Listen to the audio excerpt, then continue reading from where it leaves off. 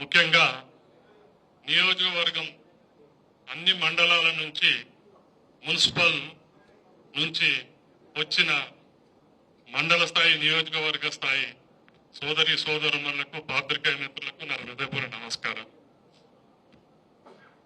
చాలా సంతోషం. మొన్ననే మనందరికీ తెలుసు, సుమారు కాంగ్రెస్ ప్రభుత్వం అధికారంలోకి వచ్చి 18 నెలలు పూర్తయి 19-20 నెలలకు కూడా రావడం జరుగుతుంది. వాస్తవానికి గతంలో మనం అధికారంలో ఉన్నప్పుడు వాళ్ళ కాలపరిమితి కాకముందే స్థానిక సంస్థలు ఎన్నికలు నిర్వహించి కేంద్రం నుంచి రావాల్సిన ఫండ్స్ను కూడా సకాలంలో తెప్పించుకొని గ్రామాన ఎన్నో మంచి కార్యక్రమాలు చేసుకొని మన మహాత్మా గాంధీ అన్న కళలను గ్రామ స్వరాజ్యంగా మనం తీర్చిదిద్దుకున్నామన్నది మనందరికీ తెలుసు. దురదృష్టం ఏంటంటే ఈ ప్రభుత్వం వచ్చినాక అలాగాని హామీలు ఇచ్చి అధికారంలోకి వచ్చిన తర్వాత ఏ ఒక్కటి కూడా వాళ్లకు చేయనికి చేతనవడం లేదు. దురదృష్టవశాత్తు అధికారం వచ్చిన ఏ ప్రభుత్వం కూడా ఒక 6 నెలలనే ప్రజల చేత చీకొట్టుకోబడదు. కానీ మినిమం ఒక 2 సంవత్సరాలన్న కాలం వాళ్ళకి అవసరం ఉంటది ప్రభుత్వం మంచి చెడ్డ ప్రజలు వాడుకోనికి. కానీ ఈ ప్రభుత్వాన్ని 6 నెలలు నిండక ముందే ఇది వేస్ట్ ప్రభుత్వము, అసమర్థ ప్రభుత్వము, వీళ్ళకు పాలన చేతగాలేదు, మేము కేసీఆర్ గారి ప్రభుత్వాన్ని అనవసరంగా దూరం చేసుకున్నామనే ఆలోచన ప్రజలలో వచ్చింది.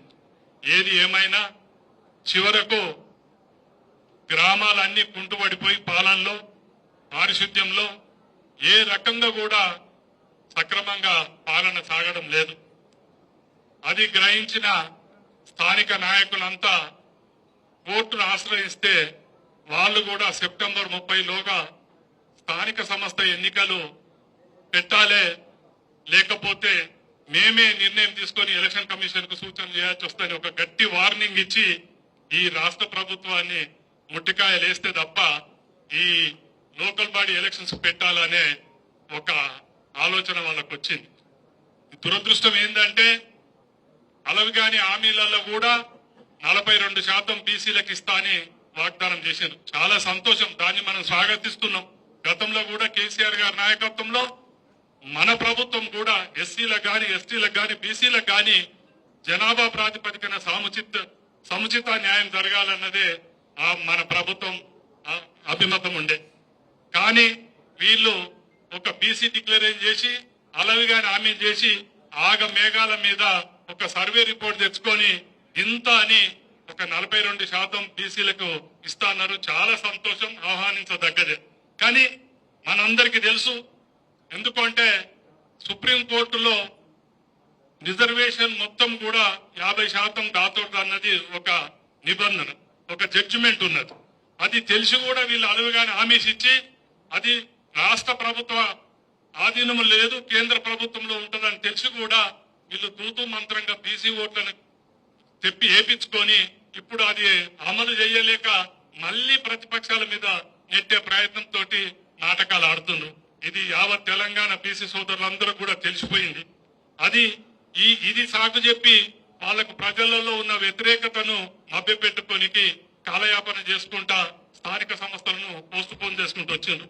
ఇప్పటికి కూడా మొన్నటికి మొన్న ఆల్రెడీ అసెంబ్లీలో తీర్మానం చేసి పంపినాక కూడా కేంద్రంకు పంపిస్తే కూడా అది రిజెక్ట్ అయి రావడం జరిగింది. ఒక ఆర్డినెన్స్ రూపంలో మళ్ళొక నాటకం ఆడి గవర్నర్ దగ్గరికి పంపించారు. అది కూడా తిరిగి రిటర్న్ అవుతుంది. ఎందుకంటే రాష్ట్ర ప్రభుత్వానికి అధికారాలు లేవు కాబట్టి ఇదంతా ఒకటి కాలయాపన కొరకు ఒక బీసీ ఓట్లను కొల్లగొట్టాలన్న దురుద్దేశంతో ఈ ప్రభుత్వము ముందుకు పోతుంది. కాబట్టి ఒకవేళ నిజానికి చిత్తశుద్ధి ఉంటే హైకోర్టు ఆదేశాల మేరకు సెప్టెంబర్ 30లోగా ఈ ఎలక్షన్స్ ఇట్లా వస్తే అది పాత పద్ధతులనే వచ్చే అవకాశాలు ఉంటాయి. కాబట్టి దాన్ని దృష్టిలో పెట్టుకొని మనం కూడా సన్నాహితం కావాలి. కాబట్టి ఇది హరీష్ రావు గారి నాయకత్వం ముఖ్య అతిథులుగా ఈ విస్తృత కార్యక్రమం ఏర్పాటు చేసుకున్నాం. ఇది చాలా ముఖ్యం కూడా. ఎలక్షన్స్ ఎప్పుడొచ్చినా మనం సిద్ధంగానే ఉన్నాం. మొన్ననే మనము గత 2 ఎలక్షన్ల ఎమ్మెల్యే ఎలక్షన్ల గాని ఎంపీ ఎలక్షన్ల గాని గజ్వేల్ నాయకులు అంటే గజ్వేల్ కార్యకర్తలు అంటే ఏందో యావత్ తెలంగాణకు చాటి చెప్పినాం. అలాగే మొన్న వరంగల్ మీటింగ్ కూడా ఒక్క పిలుపు హరీష్ రావు గారు కేసీఆర్ మనకిస్తే వాళ్ళు ఇచ్చిన టార్గెట్ ను కూడా అధిగమించి మనము జన సమీకరణ చేసి వరంగల్ సభలో గజ్వేల్ అంటే ఏందో గజ్వేల్ కార్యకర్తల నాయకులు అంటే ఏందో మనం నిరూపించుకున్నాం. రేపు కూడా హరీష్ రావు గారి నాయకత్వంలో సిద్దిపేట జిల్లానే కాదు ఉమ్మడి జిల్లాలోని 3 జిల్లా పరిషత్ చైర్మన్లు కూడా మనం కైవసం చేసుకుంటున్నాం.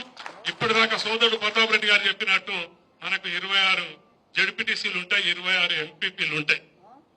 దయచేసి ఒక్కటి మీ అందరిని కోరేది, ఈ స్థానిక సంస్థల ఎన్నికలో పార్టీకి ఎంత ముఖ్యమో మన స్థానిక నాయకులకు కూడా అంతే ముఖ్యమన్నది మనం ప్రతి ఒక్కరము అర్థం చేసుకోవాలి. ఎందుకంటే అధికారం వచ్చి 18 నెలల కాలంలో ఏ ప్రోటోకాల్ లేదు, ఆ నాయకుడికి డిపాజిట్ కూడా రాలేదు, ప్రోటోకాల్ ఉన్న నాయకుడు ఒక్కడు లేడు. అయినప్పటికీ కూడా క్షేత్రస్థాయిలో మన కార్యకర్తలను మన నాయకులను అన్ని రకాలుగా ఇబ్బందులకు గురి చేస్తున్నారు, అధికారం అడ్డం పెట్టుకొని అధికారులను ప్రలోభపెట్టి. కాబట్టి మనకు రేపు రాబోయే సర్పంచ్ ఎలక్షన్ కావచ్చు, ఎంపీటీసీ ఎలక్షన్ కావచ్చు, జడ్పీటీసీ కావచ్చు, ఎంపీపీ కావచ్చు, కౌన్సిలర్ కావచ్చు, మున్సిపల్ ఎలక్షన్ కావచ్చు, ఎలక్షన్ ఏదైనా కూడా ఇది మనం సమిష్టిగా సమన్వయంతో మనము చేజెక్కించుకుంటేనే మనం గెలుచుకుంటే తప్ప ఇది మనకు శ్రీరామ రక్ష. లేని పక్షంలో మన సమన్వయ లోపంతో, మన అశ్రద్ధతోటి, మన గ్రూపు తగాదాలతోటి ప్రతిపక్ష పోనికి అవకాశం ఇస్తే వాని చేతిలో ఆయుధం పెట్టిన వాళ్ళమే ఆయుధం. దాని మూల్యము స్థానిక నాయకులుగా మనం అందరము మూల్యం చెల్లించుకోవాల్సిన అవసరం ఉంటది. కాబట్టి దయచేసి మీ అందరినీ కోరేది ఒకటే, ఇంకా రిజర్వేషన్ రాలేదు. రిజర్వేషన్ వచ్చిన తర్వాత సోదరుడు ప్రతాప్ రెడ్డి గారు చెప్పినట్టు మండల స్థాయి కమిటీని కూర్చుండబెట్టి ఎవరు మొదటి నుంచి పార్టీకి లాయల్ గా పనిచేస్తున్నారు, రేపు గొలిసినా ఓడినా పార్టీని పట్టుకొని ఎవరుంటారు, జంపు జిల్లాని కాకుండా తర్వాత ప్రజల మధ్య ఎవరుంటారు, పార్టీని రేపు రాబోయే 3 ఏళ్లు బలోపేతం ఎవరు చేస్తారు, పార్టీని ఎవరు నడిపిస్తారో ఆ కోణంలోకి వెళ్లి సర్వే రిపోర్టు ఒక స్థాయిలో మేము తెప్పించుకుంటాము, ఓ స్థాయిలో మీ దగ్గరికి వెళ్ళి తీసుకుంటాము. ఇంకోటి పై లెవెల్ హరీష్ రావు గారు కేసీఆర్ కూడా ఒక సర్వే రిపోర్ట్ తీసుకొని నిక్కష్టమైన ఉద్యమ కాలం నుంచి ఇప్పటి వరకు పార్టీకి పట్టుకొని ఉండి, పార్టీకి లాయలుగా ఉండి, ప్రజల మధ్య నుండి ప్రజల పార్టీని నమ్ముకున్న కార్యకర్తలకు అండదండంగా ఉన్న నాయకునికే బీఫామ్ ఇస్తారు. మనం అందరం కలిసికట్టి రిజర్వేషన్ వచ్చినాక ఆ వ్యక్తిని గెలిపించుకోవాలి. అది గెలిపించుకోలేని పక్షంలో మనంతలో మనమే చేజార వేసుకుంటే మాత్రం మూల్యం చెల్లించుకునేది మన స్థానిక కార్యకర్తల నాయకులు మాత్రమే అనేది మనం గుర్తుంచుకోవాలని ఈ సందర్భంగా చెప్తున్నాం. మాజీ మంత్రివర్యులు హరీష్ రావు గారు చాలా సందర్భాలలో 2 విషయాలు గట్టిగా చెప్పినాం మేము వేదికల మీద. ఒకటి, ఈ 2 ఎలక్షన్లు మీరు పార్టీ పరంగా గట్టిగా కష్టపడండి.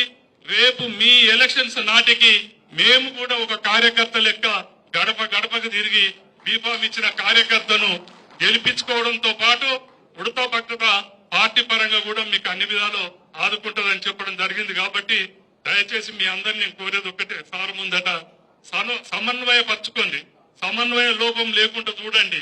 గ్రూపులు అవసరం లేదు. ఇంకా 3 సంవత్సరాలు మనము పోరాడాల్సిన అవసరం ఉన్నది. ఎందుకంటే అదృష్టవశాత్తు మన హరీష్ రావు లాంటి నాయకుడు మన సిద్దిపేటలో ఉండడము, మనకు వారికి దీటైన నాయకుడు ప్రతిపక్షం లేదు, వాళ్ళకి అధికారం ఉన్నా కూడా ఏమి లేని పరిస్థితి ఇలా మనం ఉన్నది. కాబట్టి ఈ మాత్రంగా మనం నిమ్మలంగా ఉన్నామంటే కారణం కూడా అది. అటు కొత్త ప్రభాకర్ రెడ్డి గారు, హరీష్ రావు గారు, ఇక్కడ కేసీఆర్ గారు, ఈ జిల్లాలో అంతా మనమే ఉన్నాం. వాళ్లకు ఇన్ఛార్జి మంత్రి వస్తే కూడా రిసీవ్ చేసుకునే పరిస్థితిలో వాళ్ళు లేరు. వాళ్ళు కూడా రేపు రివ్యూ మీటింగ్ ఇన్ఛార్జి మినిస్టర్ వచ్చి మీటింగ్ పెట్టుకోవాలంటే నా ముందట కొండ సురేఖ మేడం హరీష్ అన్నకు ఫోన్ చేసి, అన్న నువ్వు రమ్మంటే వస్తే నేను లేకపోతే రాను, నువ్వు అంటే రావమ్మా మేమంతా సహకరిస్తాము. అలాగే ఇప్పుడున్న ఇన్ఛార్జి మినిస్టర్ కూడా హరీష్ రావు గారు అంటే చాలా అభిమానము, భక్తితో ఉంటారు. తప్పనిసరి ఎత్తైన అధికారం వాళ్ళకు ఉన్నది కాబట్టి మనము పార్టీ పరంగానే ముందరికి పోతుంటూ వారికి ఉన్న సత్సంబంధాలతోటి మనం ఏ రకంగా కూడా ఇబ్బందులు పడకుండా ముందుకు పోదామని తెలియజేసుకుంటూ మళ్ళొక్కసారి మీ అందరిని నేను కోరేది ఒక్కటే, రిజర్వేషన్ వచ్చేదాకా గ్రూపులు కట్టకండి, ఖర్చులు పెట్టకండి. ఖర్చులు పెట్టి ఇవి నాకు ఇన్ని ఖర్చు అయినాయని టికెట్ ఇచ్చిన వాళ్ళని ఇబ్బంది పెట్టకండి. దయచేసి ఇదొక్కటి ప్రతి ఒక్కరు కూడా గుర్తుంచుకోండి.